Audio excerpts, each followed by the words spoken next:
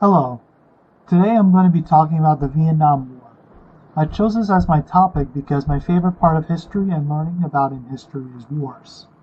The Vietnam War seemed like a perfect topic because I am of Asian descent, and this war connects to me the most because of the heavy presence of Asian countries involved in this war. My biggest take about the Vietnam War is that in my opinion was the hardest war the US has ever fought. I know this sounds like a bold take considering that there are some other wars throughout American history that most people would say is more violent, such as World War II, World War I, or the Civil War.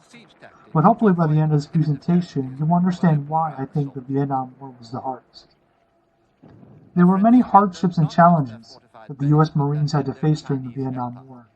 Some of the hardships the U.S. faced included attacks on the harsh terrain of Vietnam, the inability to launch surprise attacks against the Vietnamese, and the growing in numbers for Vietnamese soldiers. For the U.S. Marines, the terrain of Vietnam was very uncommon for them. It made the progress painfully slow, presenting easy targets for Viet Cong or Vietnamese snipers. A strategic bombing plan, Operation Rolling Thunder, was made by the U.S. to disrupt the buildup of North Vietnamese forces.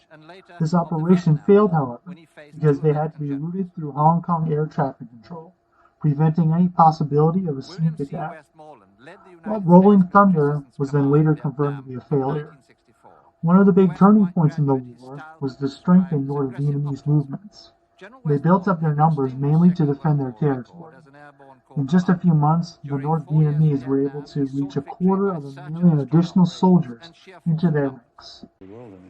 Before the U.S. began fighting in the Vietnam War, there was a major issue between North and South Vietnam that the U.S. ended up inheriting. The South Vietnamese military was strongly weaker than the North Vietnamese military. Despite the support from the U.S. military, the South Vietnamese military made no progress.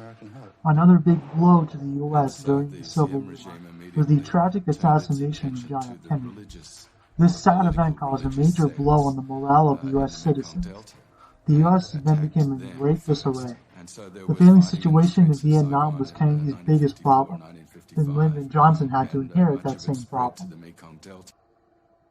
Another big supporting case for my argument is that the spread of communism added a lot of pressure onto the shoulders of the U.S. military and the President of the United States.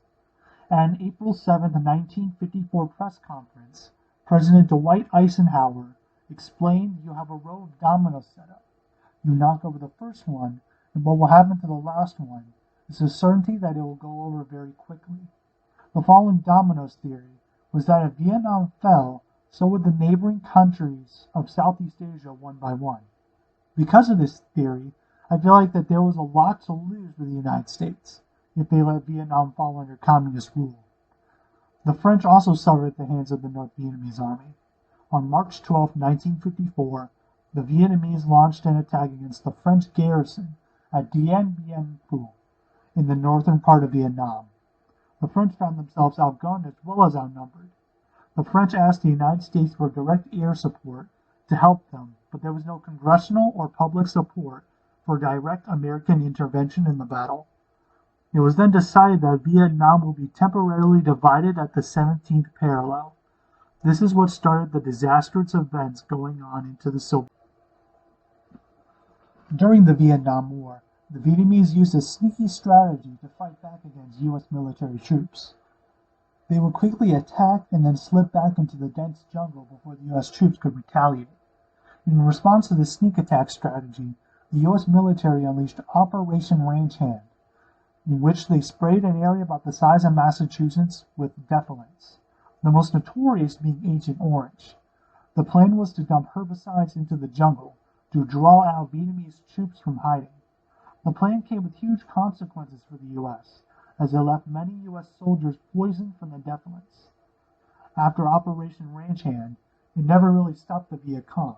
In fact, it made them more effective.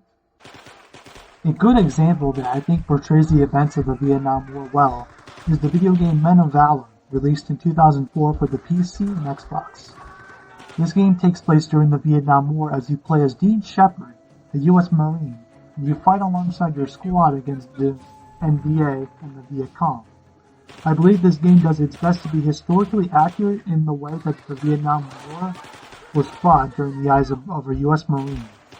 Throughout the game, you get to see the harsh terrain of Vietnam and how it displays much of the hardship as it was back in the day. You will have enemies in the bushes, in the trees, enemies camouflaged in the tall grass, booby traps laid between trees on the floor, and much more.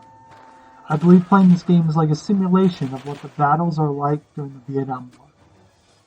After all the examples I provided, I can confidently say that the Vietnam War was the hardest war the U.S. has ever fought in.